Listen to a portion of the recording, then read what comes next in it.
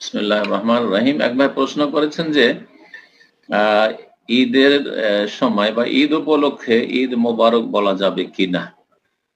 যদি সালাফদের অনুসরণ করতে চান সাহাবায়ে কেরামদের, তো এরকম না বলে বলেন তাকাব্বালাল্লাহু মিন্না ওয়া মিনকুম, আল্লাহ আমাদের আপনাদের কবুল করুন, এইরকম বলুন। এক অপরকে বলতেন, এইভাবে রিওয়ায়াত এসেছে।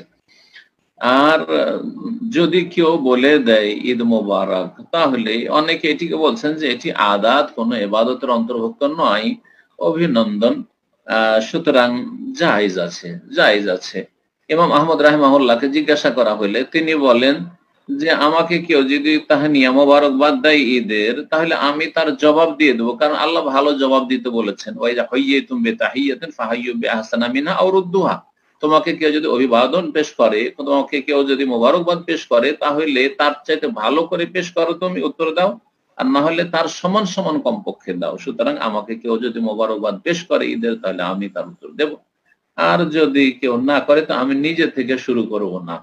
এই জন্য আমরা ঈদ মোবারক সাধারণত নিজে থেকে বলতে যাই না।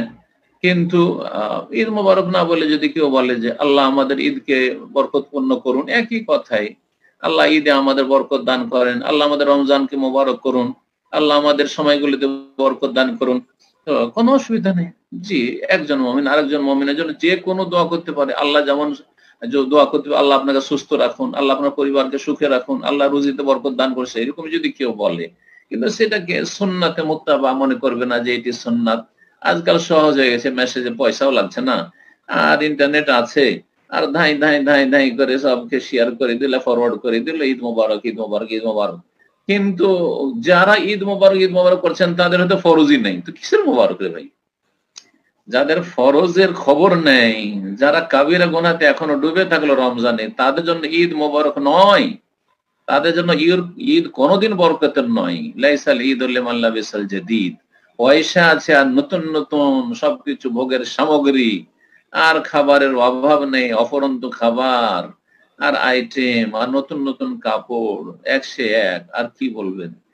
এই লাইসাল ঈদ, এই আসলে ঈদ নয় তাদের। ইন্নামাল ঈদ লিমান তারাকাল খাতায়া, যে ব্যক্তি গুনাহ থেকে মুক্ত হতে পারলো, তার জন্য আসলে ঈদ। সুতরাং ওই রকম ঈদ আমাদের করতে হবে যে আমরা কতটা আল্লাহর কাছাকাছি হইতে পারলাম। আইয়াহুম আকরাব ওয়া ইয়ারজুনা রাহমাতাহু ওয়া ইয়াখাফুনা আযাবা। সুবহানাল্লাহ। যারা আল্লাহর নেক বান্দা, আম্বিয়া রাসূলগণ এবং সিদ্দিকিন সালেহিন আউলিয়া, তারা কে কত এগিয়ে যেতে পারে, কে কত আল্লাহর নিকটবর্তী হইতে পারে। আইয়াহুম আকরাব ওয়া ইয়ারজুনা রাহমাতা, এবং আল্লাহর রহমতের কে কত বেশি আশাবাদী হইতে পারে যে আল্লাহ আমাকে অবশ্যই রহম করবেন। জি, ইয়াখাফুনা আযাব, আল্লাহর আযাবকে কে কতটা ভয় করলো, তাদের জন্য মোবারক। সুতরাং এইরকম কোয়ালিটির মুসলিম হওয়ার চেষ্টা করেন, যাতে করে আল্লাহর অত্যন্ত কাছে হয়ে যেতে পারি, আল্লাহর রহমত পেতে পারি, এবং আল্লাহর আযাব থেকে বাঁচতে পারি দুনিয়া আখিরাতে। আল্লাহ রাব্বুল আলামিন যেন আমাদেরকে সত্যি কোয়ালিটির মুসলিম হওয়ার তৌফিক দান করেন।